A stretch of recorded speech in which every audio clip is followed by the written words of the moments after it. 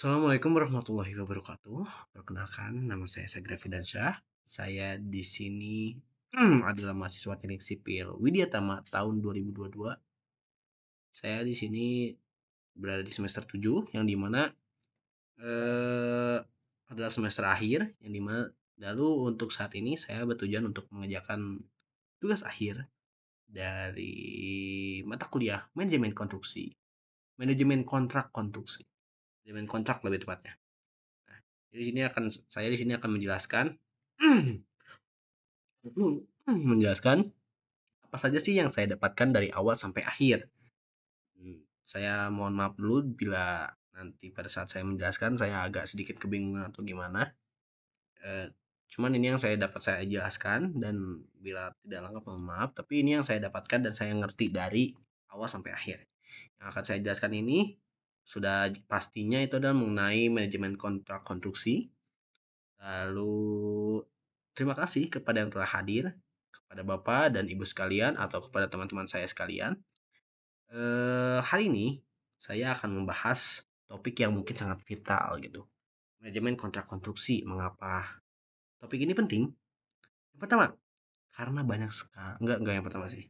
Karena banyak sekali proyek yang sukses secara teknis, entah itu bangunannya berdiri kokoh, entah itu bangunannya kuat, entah itu bangunannya tahan gempa atau apapun itu, tapi gagal secara finansial gitu atau hukum. Nah, tujuan dari manajemen konstruksi itu adalah itu, agar di mana kontraktor tuh tidak rugi, owner tidak juga kecewa, dan proyek juga berakhir tidak tidak disengketa gitu. Kalau misalkan gagal secara finansial atau hukum, udah pasti kontraktor tuh pasti bakal rugi, owner pasti bakal kecewa, dan proyek berakhir sengketa gitu. Nah, dalam 60 menit ke depan, ya kalau bisa 60 menit pas, alhamdulillah. Kalau misalkan kelebihan juga nggak apa-apa. Tapi di sini saya akan membedah gitu strategi, regulasi, dan cara memitigasi sengketa agar proyek kita aman dan menguntungkan. Oke, lanjut ke bagian selanjutnya, yang dimana mengenai evolusi evolusi manajemen kontrak. Nah, evolusi manajemen kontrak itu eh manajemen kontrak itu bukan ilmu yang baru, tapi ia adalah ilmu yang berevolusi. Kayak di zaman kuno, di zaman dahulu, kontrak tuh sebenarnya udah ada, tapi tidak seperti zaman sekarang di mana kontrak tuh tertulis, entah itu di mana gitu, di mana. Nah, pada zaman dahulu tuh tidak tertulis, lebih ke secara lisan. Tertulis sebenarnya tertulis juga, cuman tidak sestruktur sekarang, tidak serumit sekarang gitu. Nah, kalau zaman dulu tuh cuman mungkin kebanyakannya lebih ke lisan. Kalau nggak lisan ya itu kepercayaan gitu. Jadi kayak banyak sekali hal yang digunakan dengan secara kepercayaan. Kayak kepercayaan adalah segalanya lah, intinya gitu. Nah, lalu pada masuk ke era revolusi industri, infrastruktur kan makin rumit nih. Terus banyak hal-hal yang dipertimbangkan lagi gitu, entah itu hukum-hukumnya, entah itu standar-standarnya. Jadi standar juga udah makin banyak kan, kayak standar bangunan, standar penulisan, standar hukum, standar tertulis. Makanya pada zaman revolusi industri ini udah udah berkembang ke tertulis gitu. Jadi semuanya udah tertulis, udah kontrak udah dalam bentuk kontrak kertas gitu. Nah, pada hari ini kita ada di era digital gitu. Di era digital ini kontrak kita sekarang terintegrasi dengan sebuah sistem namanya BIM, Building Information Modeling, dan cloud. Jadi pada era digital ini udah makin banyak lagi gitu hal-hal yang mungkin membantu dalam pengerjaan kontrak ini. Makanya makanya seperti yang saya sebutkan sebelumnya, kontrak itu adalah ilmu yang berevolusi, bukan ilmu yang baru, tapi lebih ke berevolusi, evolusi, evolusi, evolusi. Makin ada yang baru, makin ada yang baru, makin ada yang baru. Makanya sekarang di era digital ini kontrak sudah terintegrasi dengan BIM ataupun cloud. Dan ya, sudah pasti gitu. Kontrak tuh harus transparansi gitu. Saat transparansi data kini menjadi tuntutan utama. Kita tidak bisa lagi menyembunyikan data di balik tumpukan kertas yang sangat banyak. Ya itu. Lalu yang selanjutnya, slide selanjutnya ada definisi dan tujuan strategis. Definisi dan tujuan strategis. Secara hukum, berdasarkan Undang-Undang Nomor 2 Tahun 2017, kontrak adalah hukum bagi para pihak yang membuatnya, mengikat dan punya konsekuensi pidana dan perdata. Tapi dari kacamata manajemen, sebenarnya ada tujuannya gitu. Jadi kontrak tuh udah ada hukumnya. Dan itu sudah diatur di Undang-Undang Nomor 2 Tahun 2017. Makanya kalau misalkan ada kesalahan di kontrak, hmm, hmm, itu tuh bisa menggunakan jalur hukum gitu. Karena di undang-undang aja udah ada gitu. Gitu loh. Lalu ada beberapa tujuan yang dimaksud untuk untuk kontrak ini gitu. Tujuan manajemennya gitu. Secara strategis, manajemen kontrak bertujuan untuk memastikan mutu hasil fisik sesuai spesifikasi teknis, mengolah perubahan waktu dan biaya yang pasti terjadi di lapangan, serta yang terpenting adalah dispute avoidance, yang dimana mencegah ada perbedaan yang berpotensi berkembang menjadi sengketa hukum yang mahal. Jadi kayak mencegah adanya kayak konflik. Tujuannya itu. Jadi tujuan utamanya tuh adalah mencegah adanya konflik yang tidak menguntungkan kedua belah pihak atau pihak-pihak yang ada di kontrak tersebut. Nah, selanjutnya. Nah, di kontrak ini ada 3 orang utama di kontrak konstruksi ya, lebih tepatnya. Ada 3 pihak yang biasanya ada di dalam kontrak tersebut. Yang pertama, ada owner, sudah pasti. Kenapa? Karena owner adalah pemilik dana dan inisiator proyek. Seringkali menjadi sumber dari sengketa jika terlambat membayar atau mengubah lingkup secara sepihak. Lalu yang kedua ada kontraktor. Kontraktor yang dimana dia adalah pelaksana fisik, yang dimana dia yang bertanggung jawab penuh atas metode kerja, keselamatan, dan kualitas hasil akhir sesuai gambar. Yang ketiga ada konsultannya atau bisa kita sebut sebagai pengawas atau bisa kita sebut juga sebagai polisi proyek gitu. Jadi kayak pengawas itu tujuannya adalah apakah si pelaksana fisik ini sudah benar atau enggak kerjanya gitu. Jadi dan juga memastikan gitu kalau misalkan pekerjaannya tuh sesuai spesifikasi tanpa memihak. Maksudnya tanpa memihak itu tidak memihak ke owner, tidak memihak kontraktor, dan bahkan tidak memihak ke konsultannya sendiri gitu. Jadi biar fair lah ceritanya. Lalu lanjut ada strategi pemilihan kontrak. Di kontrak ada beberapa macam strategi. Gitu. Yang pertama bisa kita sebut lump sum. Yang kedua bisa kita sebut unit price. Gitu. Memilih jenis kontrak itu seperti memilih strategi perang. Jadi kayak maaf. Jadi setiap kontrak tuh ada keuntungan, ada kelebihannya masing-masing, ada kekurangannya masing-masing gitu. Dan dari lamsam atau harga tetap, jadi ini tuh bisa menjadi menguntungkan jika semisal desain yang Anda buat atau desain yang mungkin kontraktor buat tuh sudah matang, 100% tidak ada perubahan. Nah, owner senang karena anggaran terkunci gitu. Tapi kontraktor menanggung risiko tinggi jika harga material naik. Maksudnya jadi kayak misalkan nih lamsam nih. Lamsam kan harga tetap nih, harga tetap. Jadi fixed price. Jadi kalau misalkan saat kontraknya menggunakan lamsam, otomatis di akhir harga yang dibayarkannya cuma segitu. Misalkan 1 juta. Nah, kontraknya tuh 1 juta. Nah, kalau misalkan kita menggunakan kontrak lamsam, otomatis di akhir juga pasti 1 juta doang. Gak akan berubah-berubah lagi gitu. Karena kenapa? Udah ditentukan dari awal dana dan harga tetapnya berapa. Dan itu tuh mungkin akan sangat menguntungkan bagi owner. Kenapa? Karena owner tinggal menyiapkan aja uangnya, udah ada uangnya, tinggal bayar, udah beres. Tapi akan berbeda dengan kontraktor, karena kontraktor pasti akan ya lumayan lah, akan lumayan beresiko lah. Kenapa? Karena perubahan harga volume material atau perubahan harga dari SDM-nya itu pasti akan berpengaruh sekali gitu ke dalam kontrak.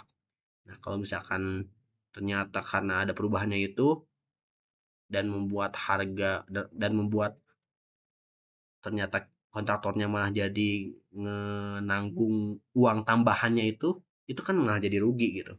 Makanya lamsam kalau bisa ya Kalau bisa tetap benar-benar tetap semuanya. Nah, kalau udah tetap benar-benar tetap semuanya baru itu enak tuh lamsam gitu. Entah itu dari sisi kontraktornya, entah itu dari sisi si ownernya. Beda dengan unit price. Kalau unit price harga satuan digunakan saat volume belum pasti, misalnya galian tanah gitu, atau misalkan volume mencari volume ininya belum pasti gitu. Jadi pembayaran berdasarkan pengukuran aktual risikonya ada di owner. Jadi kalau misalkan nih, kalau unit price itu kayak diukur dulu baru dibayar, diukur dulu baru dibayar, sesuaikan dengan harga yang ada gitu, diukur dulu baru dibayar gitu. Oh ini beda lagi kebalikannya, kan tadi kan yang lamsam tuh di si kontraktor tuh yang resikonya besar. Nah, kalau ini kebalikannya ada di owner. Kenapa? Jika volume di lapangan ternyata jauh lebih besar dari estimasi awal, anggaran owner bisa jebol atau bisa gede gitu. Namun proyek bisa dimulai lebih cepat, itu intinya.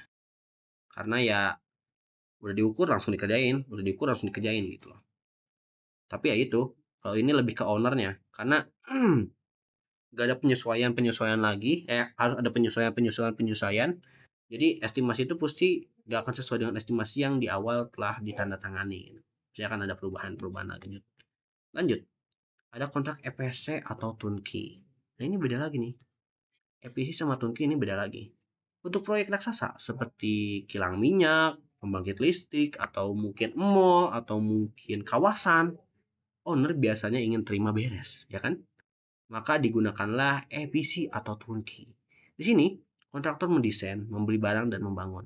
Risikonya hampir seluruhnya digeser ke kontraktor, karena risikonya tinggi, biasanya nilai kontraknya juga tinggi gitu. Nah, desain and build, jadi kayak satu pintu tanggung jawab. Jadi kalau kontraktor tuh mendesain dan juga membuat jalan juga gitu. Itu jadi kayak cuma satu kontraktor doang yang tanggung jawab. Nah, kalau EPC turnkey beda lagi. Model terima kunci, jadi kontraktor bertanggung jawab dari desain, pengadaan barang, hingga konstruksi selesai dan siap operasi. Model ini memindahkan hampir seluruh risiko teknis. Oh, jadi kalau dalam turnkey beda. Kalau kalau desain and build satu pintu tanggung jawab gitu. Jadi kayak nggak semuanya. Kalau misalkan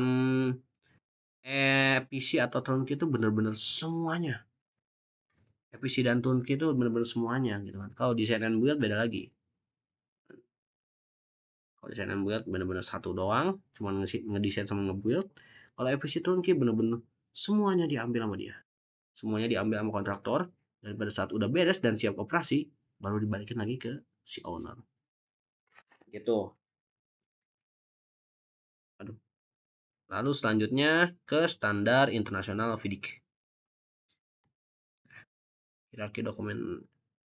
Jadi standar internasional atau FIDIC, jika Bapak Ibu bermain di proyek internasional atau dana asing, wajib paham kitab warna-warni FIDIC, FIDC, FIDIC, Red Book. Yang pertama ada Red Book. Standar konstruksi konvensional. Desain disediakan sepenuhnya oleh owner, kontraktor hanya fokus membangun sesuai gambar. Jadi pada Redbook ini, owner udah punya semua desainnya, udah punya semua gambarannya, udah punya semua, ya entah itu si gambar teknisnya, entah itu apanya. Nah, kontraktor hanya membangun sesuai gambar gitu. Jadi kontraktor tinggal membangun doang. Yang kedua ada Yellow Book. Standar untuk proyek desain and build. Kontraktor bertanggung jawab atas desain dan konstruksi serta kinerja mesin dan elektrikal. Itu Yellow Book, desain and build. Lalu yang ketiga ada Silver Book, standar untuk proyek EPC atau turnkey. Harga dan waktu sangat ketat dengan risiko mayoritas tanggung kontraktor. Jadi semuanya benar-benar tanggung kontraktor. Jadi owner tinggal tahu jadi aja lah gitu. Gitu. Itu untuk standar nasional FIDIC gitu. FIDIC, FIDIC.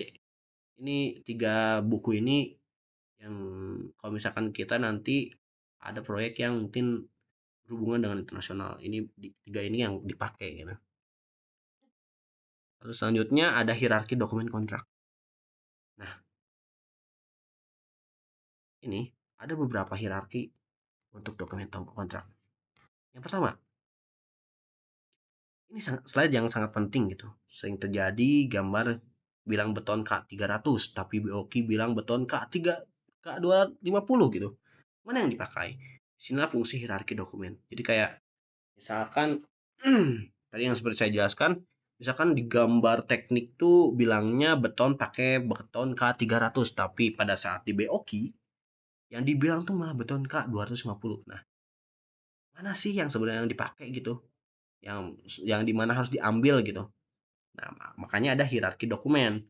Biasanya surat perjanjian ada di puncak, diikuti syarat khusus, baru spesifikasi dan gambar. Urutan ini harus disepakati di awal untuk menghindari debat kusir teknis di lapangan. Jadi kayak biar ada paling atasnya lah, biar ada yang bisa paling dipercayanya gitu. Kalau misalkan ada beberapa yang di beberapa kontrak yang ada yang sama, ada berbeda-beda material misalkan.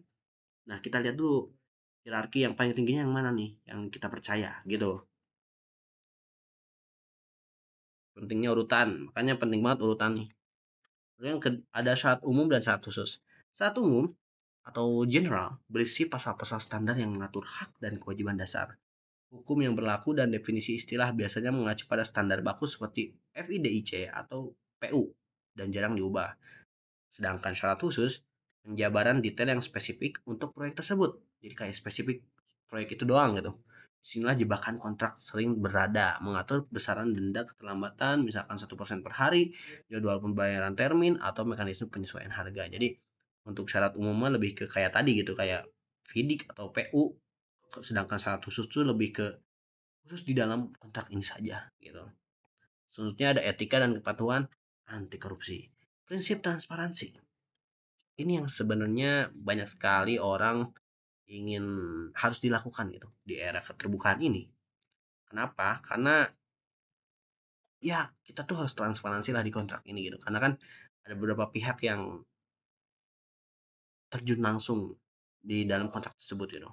Makanya harus transparansi. Jadi kayak integrasi adalah harga mati, terutama di proyek pemerintah. Proyek pemerintah itu sangat menjunjung tinggi integrasi. Lalu untuk pelanggaran etika seperti suap atau kolusi tidak hanya membatalkan kontrak, tapi juga memblacklist perusahaan Anda. Pastikan fakta integrasi bukan cuma tanda tangan formalitas tapi dijalankan. Nah, untuk proyek pemerintah juga kayak gitu banget gitu. Karena emang ya kalau bisa ya terbuka lah gitu. Makanya pada proyek pemerintah tuh kalau misalkan nggak terbuka ya bisa jadi sampai di blacklist juga gitu. Selanjutnya ada slide yang selanjutnya ada administrasi harian. Sebagai bukti banyak kontraktor kalah di pengadilan bukan karena kerjanya jelek, tapi karena administrasinya yang buruk. Ingat, prinsip ini, instruksi lisan tanpa konfirmasi tertulis adalah angin lalu. Jadi, dokumentasikan cuaca, jumlah pekerja, dan foto progres setiap hari itulah peluru Anda saat mengajukan klaim. Jadi, kalau bisa melakukan sesuatu tuh jangan cuma ngomong doang tanpa adanya data tulis atau bukti yang aktual di lapangannya kayak gimana. Karena kalau misalkan cuma lisan doang, kadang suka susah dipercaya gitu sama banyak orang. Makanya kalau bisa ada laporan harian seperti mencatat gitu foto. Itu tuh foto tuh biasanya tuh yang sangat biasa dipakai itu foto, dokumentasi. Itu yang sebagai alat bukti visual ya. Yang mungkin nggak bakal bisa dibantahkan sekarang. Karena kalau ngedit juga kan susah tuh. Makanya sekarang dokumentasi foto itu sangat penting sebagai laporan harian tuh. Selanjutnya, ada instrumen jaminan atau bonds. Ada 3.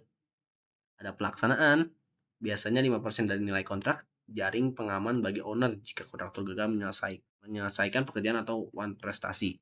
Ada uang muka, menjamin bahwa uang muka yang diambil kontraktor benar-benar digunakan untuk proyek dan akan dikembalikan dalam bentuk progres. Yang ketiga, ada pemeliharaan, menjamin perbaikan cacat mutu setelah serah terima pertama atau PHO, biasanya cair setelah masa pemeliharaan selesai. Ini ada 3 jaminan yang biasa dipakai gitu.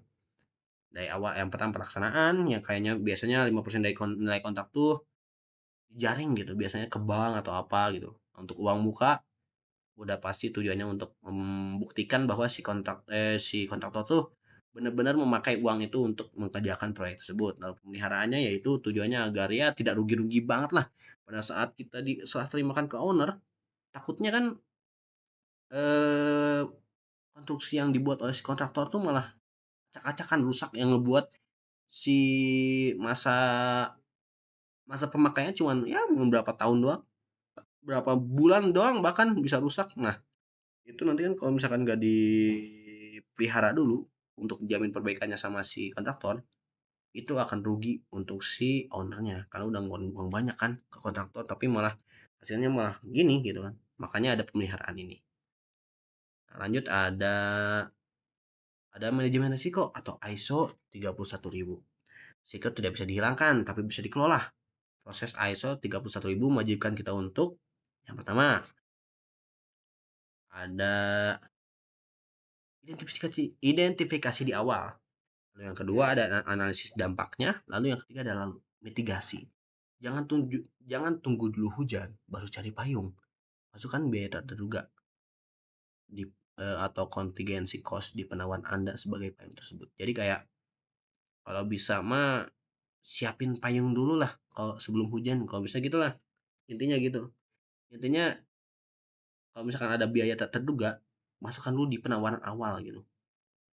Di penawaran Anda gitu. Takutnya nanti kan di tengah-tengah ada hal yang tidak diinginkan untuk pengurangan resikonya dan itu menjadi sesuatu hal yang mengganggu pengerjaan si proyeknya. Makanya harus di manajemen nih resiko-resikonya nih. Gitu. Tujuannya agar itu. Agar pada saat hujan ada sesuatu yang mengganggu, kita udah siap payung, kita udah siap melawan, udah siap menanggung risiko tersebut gitu. Yang selanjutnya ada studi kasus. Studi kasus pertama, variation order. Masalah. Pada proyek kontrak lamsam ditemukan kondisi tanah lapangan ternyata lunak atau rawa. Berbeda dengan data tender yang menyatakan tanah keras.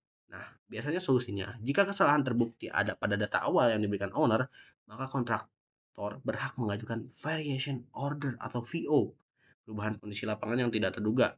Ada dasar sah untuk adendum biaya dan waktu. Adendum, variation order itu kalau misalkan ada suatu hal yang tidak sesuai dengan yang diberikan oleh owner gitu. Yang kedua ada studi kasus 2, eskalasi harga, konflik inflasi. Terjadi inflasi mendadak yang menyebabkan harga material utama baja naik sejauh 30%.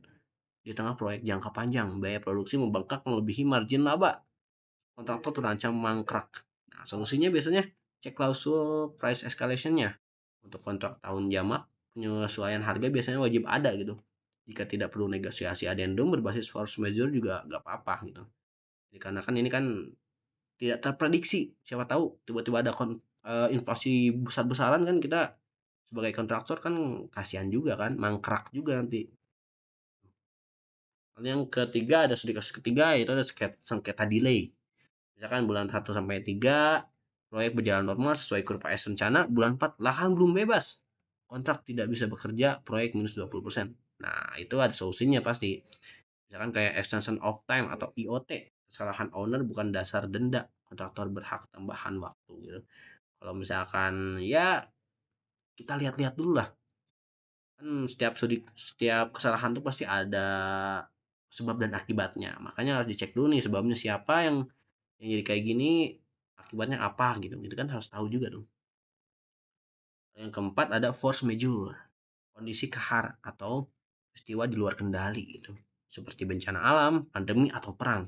Nah, dalam kondisi ini kontraktor dibebaskan dari denda keterlambatan. Penting untuk dicatat bahwa force majeure biasanya hanya memberikan kompensasi waktu, tapi jarang memberikan kompensasi biaya, kecuali diatur khusus. Jadi kayak biasanya force majeure itu ya tujuannya untuk kompensasi waktu doang, nggak biaya. Nah, prosedur klaim. Kunci dari klaim force majeure adalah notifikasi. Kontraktor wajib memberitahu owner secara tertulis maksimal 14 hari setelah kejadian. Jika terlambat melapor, hak atas perpanjangan waktu bisa hangus meskipun bencana benar-benar terjadi. Jadi kalau misalkan si kontraktor gak keburu untuk membuat klaim bahwa ada force majeure yang datang, yang terjadi di tempat si kontraktor itu ngelaksanain tugas, kalau misalkan udah lebih dari 14 hari, itu apapun yang dilaporin sama dia tidak terjadi. Maka walaupun ada force majeure juga tetap harus dilaksanain, kalau enggak kena denda keterlambatan waktu gitu. Makanya kalau misalkan ada force majeure, sebisa mungkin cepat-cepat kasih tahu ke si owner kalau misalkan ada force majeure gitu. Karena emang seperti itu gitu prosedur klaimnya.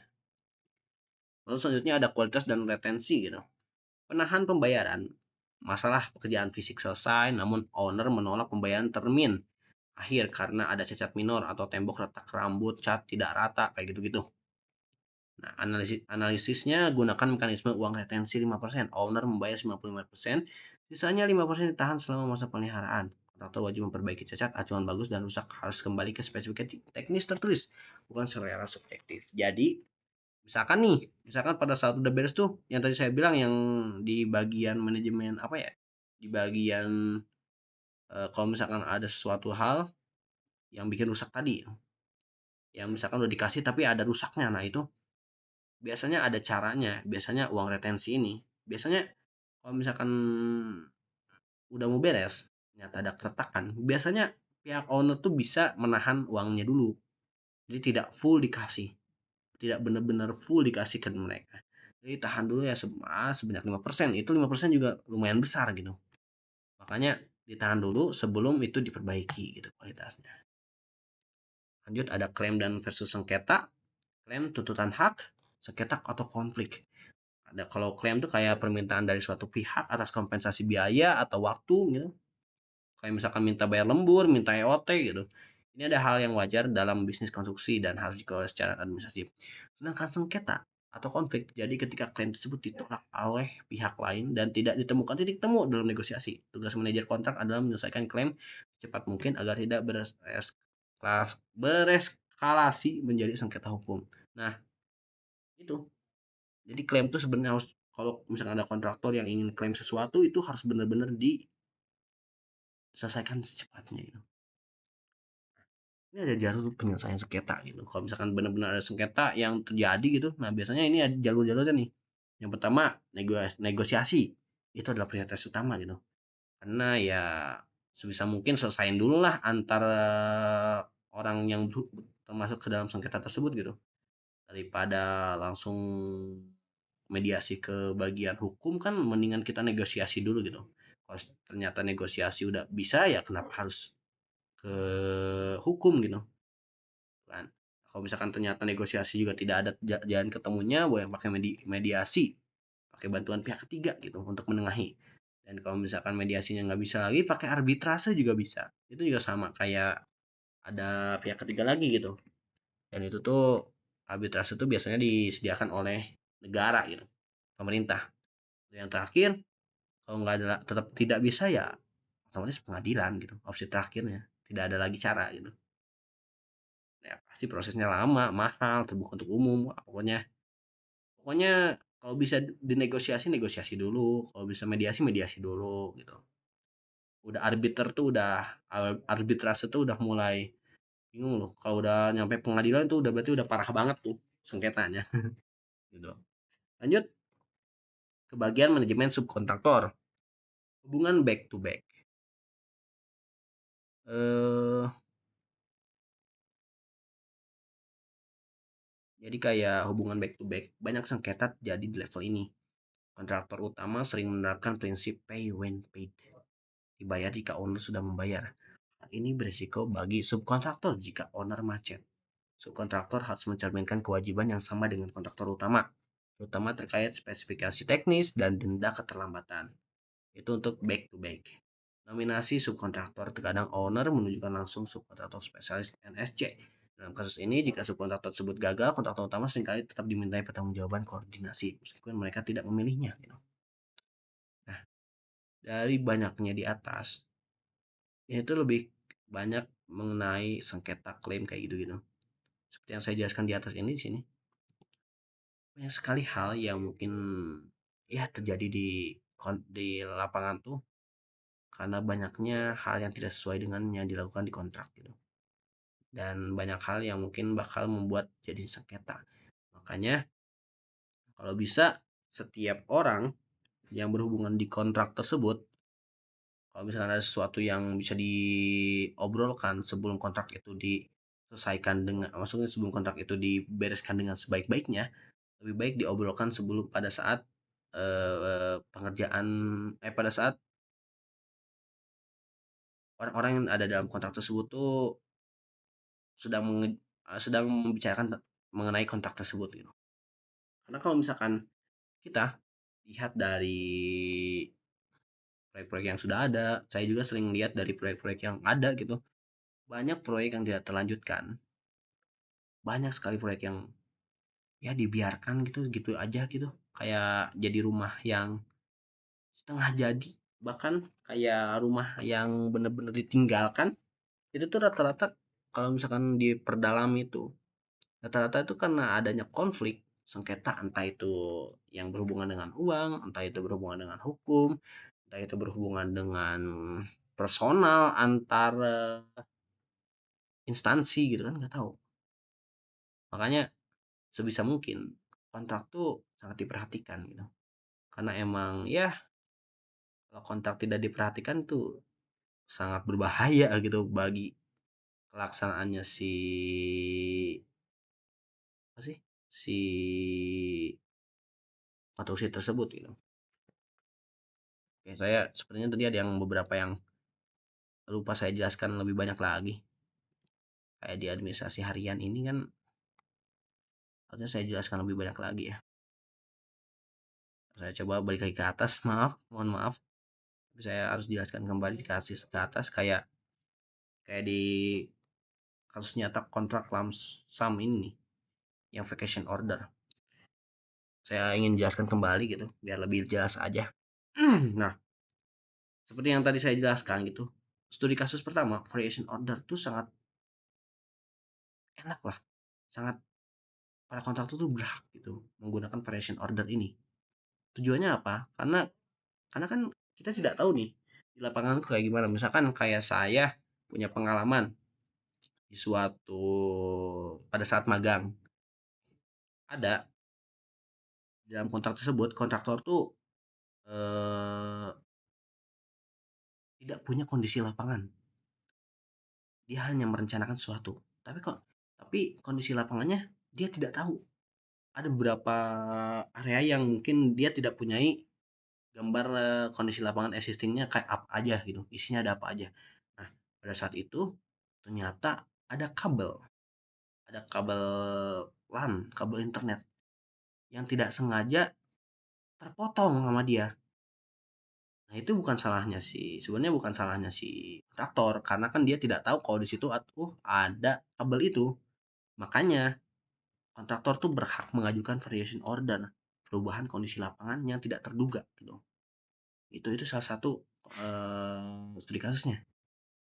Seperti yang disebutkan di dalam sini di apa sih di PPT ini mengenai tanah keras, itu juga termasuk hal yang tidak diketahui oleh kontraktor gitu. Jadi kayak kondisi tanah lapangannya yang dimana ternyata awalnya dikiranya keras, ternyata pada saat pengerjaan di lapangan ada banyak bagian yang lunak. Itu kan yang kurang benar memberikan informasinya kan dari bagian orang yang mengetahui sebenarnya kondisi lapangannya kayak gimana kan. Kalau misalkan dari awalnya kondisi lapangannya sudah diberitahukan kalau misalkan ada beberapa yang lunak, ini tidak akan terjadi kan. Oleh karena itu, kontraktor tuh berhak mengajukan variation order gitu. Ini untuk variation order. Selanjutnya ada eskalasi harga. Untuk eskalasi harga, seperti yang tadi saya sebutkan, sebelum saya sebutkan, ini mengenai konflik inflasi gitu. Nah, kita sebagai manusia kadang ada beberapa material yang dimana karena terlalu banyaknya orang yang membeli, itu kan jadi susah kan ditemuinnya. Otomatis kan harga barang itu bisa naik. Inflasi itu bisa bisa tiba-tiba gede banget. Makanya dengan cara ini kita tuh harus cari tahu gitu. Dan kita kan nggak tahu tuh. Apalagi kalau misalkan kita punya proyek yang bisa nyampe 5 tahun, 6 tahun, atau bahkan ya 4 tahun lah. Itu kadang-kadang ada inflasi kan. Entah itu dari materialnya, entah itu dari SDM-nya, pasti ada inflasi. Nggak mungkin tidak ada inflasi. Entah itu dari semen, beton, bajanya, nggak tahu kan. Atau dari bahkan airnya juga itu bisa terjadi inflasi gitu. Makanya si kontrak tuh harus bisa ada penyesuaian harganya. Karena ya kita kan tidak tahu kan inflasi terjadi kapan saja. Kecuali kalau misalkan kita bisa meramal masa depan, ya itu mah nggak apa-apa gitu. lebih enak lagi gitu. Kalau bisa tahu gitu di masa depan ada apa sih? Ada inflasi, itu kan kita enak tuh. Gitu. Selanjutnya ada sengketa delay. Nah, kalau sengketa delay, tadi saya jelaskan belum terlalu banyak. Jadi, sengketa delay itu lebih ke misalkan nih, kita kan sengketa delay itu lebih berhubungan dengan waktu. Misalkan pada saat misalkan kita punya proyek 2 tahun, 4 tahun deh. Tahun pertama, tahun kedua itu wah, lancar lah. Karena lahan-lahan yang dia punya tuh itu emang udah bener-bener dia punya gitu. Dan ternyata pada tahun ketiga yang dimana di situ tuh misalkan contohnya direncanakan untuk buat sesuatu dan ternyata lahannya tuh belum bener-bener terbeli oleh owner, itu kan bakal jadi apa sih? Bakal jadi suatu delay yang sangat lama kan. Apalagi kalau misalkan itu belum deket-deket ke apa sih kayak udah membelinya kan siapa tahu itu malah jadi ngedelay ke kontraktor. Makanya walaupun ada kayak gituan kan itu kan bukan salah kontraktor. Makanya itu ada namanya sengketa delay. Jadi extension of time. Itu tuh extension of time tuh adalah hak yang diberikan kepada kontraktor kalau misalkan ada terjadi sesuatu yang mungkin akan pasti terdelay karena adanya suatu hal yang tidak diinginkan oleh si kontraktor gitu. Dan diberikan tambahan waktunya berhak sekali karena kan yang salahnya kan bukan kontraktornya tapi pihak lainnya gitu karena belum mempunyai lahan tersebut. Itu sangat dibolehkan kok untuk kontraktor katanya. Lalu yang keempat ya seperti saya sebutkan tadi sebelumnya, force major udah agak banyak saya jelaskan, tapi saya jelaskan lagi. Peristiwa di luar kendali manusia. Force major. Kayak misalkan turut berduka cita dengan apa yang terjadi di daerah Sumatera. Sumatera ya. Ya, Aceh kayak gitu-gitu. Turut berduka cita karena kalau misalkan kita punya kontraktor tuh di situ dan ada banjir besar kayak gitu kan kita kan nggak tahu tuh. Itu hanya kuasa Tuhan, hanya kuasa Tuhan yang tahu. Kita kan nggak tahu tuh kalau misalkan ada hal yang seperti itu tuh. Makanya sebagai kontraktor kan kita kan kalau misalkan tidak dilakukannya, kalau misalkan kita lanjutkan kan nggak mungkin juga kan. Nah, makanya di pada saat ada terjadinya force majeure seperti ini, biasanya owner tuh memberikan kompensasi waktu gitu, perpanjangan. Pokoknya perpanjangan tuh diberikan lah pasti. Karena kan ya dilihat dari lapangan juga kan udah pasti nggak memungkinkan untuk dilaksanakan kan. Makanya ada kompensasi waktu. Tapi biasanya ya, nggak semuanya. Banyak yang jarang memberikan kompensasi biaya atau ganti rugi uang, kecuali diatur khusus. Kecuali kalau dari awal emang udah diatur. Misalkan dari awal udah disebutkan, kalau misalkan di sini ada gempa, kalau bisa ada kompensasi lah itu. Kalau itu kan beda lagi itu beda cerita. Itu emang udah direncanain dari awal. Terus tapi ada prosedurnya juga untuk kayak ini, khusus yang ini ya. Untuk force majeure ini ada prosedurnya. Biasanya untuk mengklaim atau mengambil force majeure harus ada notifikasi untuk para owner, untuk ownernya. Jadi kayak kontraktor tuh wajib memberitahu owner secara tertulis maksimal 14 hari setelah kejadian. Jika terlambat melapor, hak atas perpanjangan waktu bisa hangus meskipun bencana benar-benar terjadi. Tuh, ya harus benar-benar diperhatikan lah untuk eh, force majeure. Karena kan kalau misalkan ternyata lupa untuk memberitahu ke owner itu kan aduh itu sangat berbahaya bagi kontraktor karena kita tidak punya hak atas perpanjangan waktu itu bisa kena kita bisa kena denda bahkan kalau kontraktor. Makanya harus segera diklaim untuk force majeure ini. Selanjutnya ada kualitas dan retensi. Saya akan jelaskan kembali. Penahanan pembayaran ini biasanya digunakan oleh para owner. Kenapa? Karena biasanya misalkan pekerjaan fisik udah selesai nih. Misalkan saya membangun mall. Mall itu udah beres. Tapi pada saat eh, akan di grand opening oleh pihak owner, ternyata pada saat dicek ulang oleh pengawasnya, ada kerusakan-kerusakan yang tidak diinginkan gitu. Nah, kita sebagai owner kita harus mempersiapkan hal seperti itu gitu. Makanya ada cara seperti penahanan pembayaran. Yang misalkan contohnya 100% tuh mungkin 5 juta gitu. Nah, 50 juta deh contoh, 50 juta. Itu berarti 5%-nya 5 juta kan. 500 juta berarti kalau itu 100% 500 juta berarti 5 jutanya kan 5% lah. Nah, itu tuh sebisa mungkin kalau bisa ditahan. Mau lebih juga sebenarnya nggak apa-apa sih. Cuman ya biasanya kebanyakan 5% ya. 5 juta gitu tahan. Nah, dimana tujuannya agar ada masa pemeliharaannya gitu. Agar mereka tuh bertanggung jawab kalau misalkan kerjaan fisik selesai berarti harusnya kan udah aman kan sesuai dengan apa yang mereka rencanakan. Kalau misalkan ada kerusakan-kerusakan berarti itu ada yang terjadi gitu kan. Makanya harus ada uang retensi biar owner gak rugi-rugi amat ceritanya gitu. Lanjut, ada klaim versus sengketa yang tadi saya sebutkan. Klaim atas tentukan hak atau ngambil hak gitu. Hak-hak mereka, hak-hak kontraktor, hak-hak owner. Sengketa adalah konflik-konflik antar beberapa pihak gitu. Aduh, ada pihak lain gitu. Nah, eh saya jelasin sampai mana tadi? Nah, ini kayak ada jalur penyelesaian sengketa, negosiasi, mediasi, arbitrase, litigasi, gitu, pengadilan. Lalu ada hubungan back to back. Oh, saya sampai sini ya. Manajemen subkontraktor, hubungan back to back. Banyak sengketa terjadi di level ini. Kontraktor utama sering menerapkan prinsip pay when paid. Dibayar jika owner sudah membayar. Hal ini berisiko bagi subkontraktor jika owner macet. Kontrak subkontraktor harus mencerminkan kewajiban yang sama dengan kontrak utama, terutama terkait spesifikasi teknis dan denda keterlambatan. Nominasi subkontraktor, kadang owner menunjuk langsung subkontraktor spesialis atau NSC. Dalam kasus ini, jika subkontraktor tersebut gagal, kontraktor utama seringkali tetap dimintai pertanggungjawaban koordinasi meskipun mereka tidak memilihnya. Dan biasanya subkontraktor tuh ada para kontraktor yang dimana dinaungi oleh para kontraktor utama gitu. Contohnya misalkan kontraktor utamanya ada kontraktor si A gitu. Nah, si A tuh kan ada nggak semuanya dia bisa lakuin kan.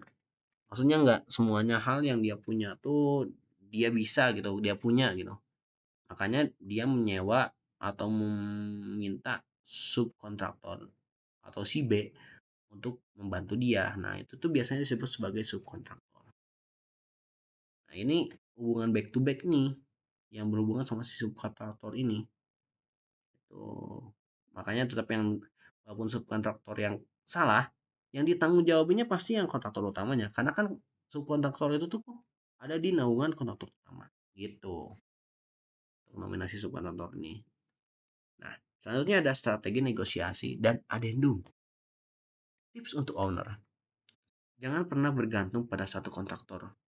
Selalu siapkan kontraktor cadangan plan B untuk meningkatkan posisi tawar. Fokus pada solusi win-win agar proyek tidak mangkrak ditinggal kontraktor. Jadi misalkan kamu mau punya rumah nih, kamu mau nyewa kontraktor si A. Walaupun terlihat seperti si A itu menjanjikan, kita harus bisa ada si B untuk menggantikan kalau misalkan ternyata si A itu tidak bertanggung jawab. Dia tiba-tiba hilang, tiba-tiba apa. Makanya kalau bisa harus ada kontraktor yang cadangannya, plan B-nya. Dan juga itu kan bisa untuk tawar-menawarnya kan kalau misalkan ternyata si cadangannya lebih menguntungkan bagi owner, kenapa tidak? Gitu kan. Gitu. Nah, yang kedua ada tips untuk kontraktor. Ini beda lagi kalau tips untuk kontraktor.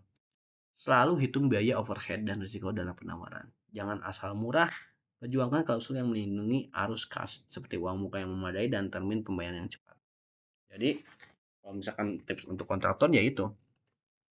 Kalau bisa perhatikan juga kayak tadi inflasi nih, itu harus diperhatikan juga, manajemen risikonya harus diperhatikan juga. Takutnya pada saat kita melakukan penawaran dan ternyata ditawar tuh, wah pokoknya di saya mah murah, wah ternyata di murahin, ternyata itu malah jadi mangkrak, malah jadi beban bagi kontraktornya, malah jadi nembokan lah kalau bahasa Sundanya, kayak lebih ke ngeluarin uang lebih banyak yang diharuskan.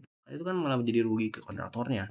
Makanya kalau bisa semua hal yang berhubungan dengan biaya atau semua hal yang berhubungan dengan waktu, biaya, dan dalam kontrak tersebut kalau bisa diperhatikan dengan sebenar-benarnya, maupun dinaikin dikit kan, tapi tetap harus ada eh, kayak asal usulnya kenapa bisa dilakukan seperti ini gitu. Itu harus ada asal usulnya. Nah, tren di masa depan, digitalisasi. Jadi kayak di masa depan tuh udah banyak sekali suatu hal gitu. Kayak masa depan digital dan hijau, enforcement akan makin ketat. Drone dan AI akan jadi saksi mata progres di lapangan, dan siap-siap syarat green building akan masuk ke pasar kontrak sebagai syarat pembayaran. Jadi di dalam kontrak udah ada banyak tren masa depan yang ya mulai baca lah dari sekarang juga kan. Digitalisasi kan udah makin banyak tuh. Dan juga kita bisa tahu gitu penggunaan AI itu udah mulai wah, udah mulai besar lah, cepat lah perkembangan AI di dunia ini. Makanya kita sebagai orang yang berhubungan dengan kontrak harus sebisa mungkin mempersiapkan hal tersebut. Karena kan siapa tahu kita sebagai kontraktor, ownernya ternyata minta pakai AI, gimana kita mau ngatur kan? Kita kan yang segimana segimana owner kan, gak mungkin segimana kita. Makanya AI dan perkembangan digitalisasi sebisa mungkin harus diperhatikan dan harus bisa. Nah ya, kita juga walaupun kita tidak mengikuti itu, tapi kan global mengikuti itu. Makanya kita sebisa mungkin harus bisa ya menggunakan AI lah. Ya minimal minimal kita ngerti lah hal seperti itu. Terus ada keberlanjutan atau ESG. Sekarang green building tuh udah sangat diperhatikan sekali. Jadi kayak masuk bisa jadi gitu. Adanya green building tuh kan green building tuh kan tujuannya untuk berkelanjutan. Siapa tahu karena udah banyaknya tren masa depan seperti green building ini, banyak owner yang ingin mempunyai hal seperti green building ini, kan kita harus memperhatikannya juga. Takutnya gitu kita sebagai kontraktor juga tidak mengerti mengenai green building itu sangat berbahaya juga kan. Siapa tahu kan ada proyek 50 triliun gitu. Ternyata itu harus green building. Itu udah di depan mata tapi ternyata kita tidak mempunyai kemampuan itu. Itu bisa merugikan bagi kita. Itu adalah suatu kesempatan gitu kan. Itu lanjut evaluasi pasca proyek. Manajemen kontrak tidak berhenti saat serah terima doang. Fase pasca proyek adalah momen krusial untuk pembelajaran organisasi. Kayak ada audit, menganalisis berapa banyak klaim yang terjadi dan apa penyebab akarnya, atau mungkin desain buruk, komunikasi lemah, atau apapun itu. Jadi kita harus mengaudit klaim-klaim yang diberikan oleh pada kontraktor gitu. Kita cari tahu nih kenapa banyak sekali klaim yang terjadi gitu kan. Tujuannya ya biar proyek-proyek selanjutnya tidak terjadi hal yang seperti itu gitu. Lalu ada database harga, memperbarui database harga satuan berdasarkan realisasi proyek untuk tender berikutnya agar lebih akurat. Jadi misalkan kan seperti yang tadi dibilang kan takutnya ada inflasi atau apa, ada kenaikan harga. Jadi kalau bisa di database harga sudah tercatat, sudah diperbaharui. Karena ya perbedaan kadang berbeda 2 minggu aja bisa berbeda harga.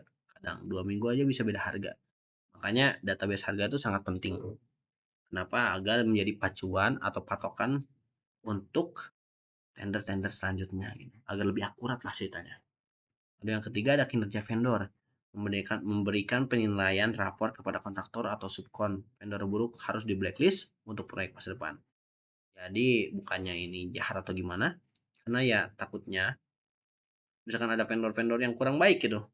Takutnya ya orang lain yang menerima vendor tersebut lagi, takutnya ya mereka terkena imbasnya juga gitu. Kalau misalkan vendornya buruk, mending harus di blacklist kalian gitu biar orang lain juga tidak terkena dampaknya gitu. Misalkan udah buruk-buruk banget gitu, ya udahlah, mendingan di itulah di blacklist aja sekalian gitu.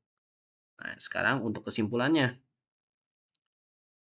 manajemen kontrak adalah asuransi termurah bagi proyek Anda.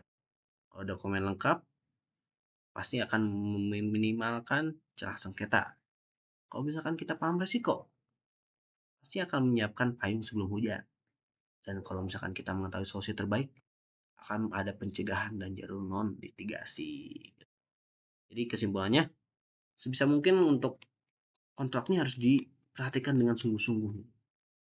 Kalau dokumen lengkap, paham resiko dan solusi terbaik itu pasti akan membuat jalannya jalannya proyek ini tuh lancar dan tidak ada hambatan dari bagian kontrak gitu. Finansial aman gitu karena diteratur gitu kan. Itu akan membuat proyek menjadi lebih aman dan nyaman gitu. Akan mulus lah jalannya. Oke, mungkin cukup sekian dari saya. Mohon maaf bila tadi ada yang diulang-ulang karena ya itu harus saya jelaskan lebih rinci. Mohon maaf. Eh, ini udah 50 menitnya atau tidak sampai 60 menit tapi ya masih masuk ke dalam salah satu syarat untuk pengisian pengerjaan tugas akhir dari manajemen kontrak tersebut. Jadi mohon maaf bila ada salah kata atau mungkin banyak yang tidak jelas dari kata-kata saya. Tapi itu yang saya mengerti dari semuanya. Mohon maaf bila juga kalau ada salah pengertian dari saya. Dan kalau misalkan ada salah kata atau apa, mohon maaf. Dan terima kasih kepada kalian yang sudah mendengarkan dari awal sampai akhir. Kepada ibu bapak, terima kasih. Wassalamualaikum warahmatullahi wabarakatuh.